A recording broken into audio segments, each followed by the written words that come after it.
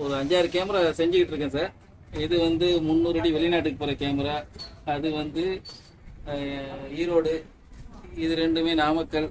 இது வந்து கர்நாடகாவுக்கு போகுது இந்த கேமரா 1200 அடி. இது 900 அடி வயர் இல்லாமல் கேட்டிருந்தாங்க.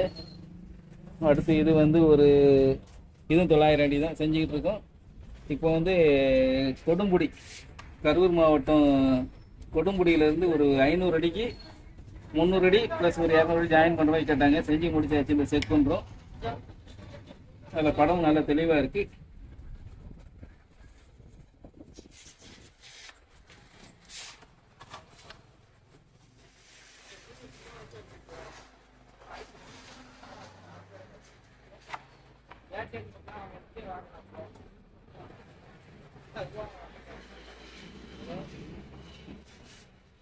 படம் நல்லா தெளிவாக இருக்குது சார்.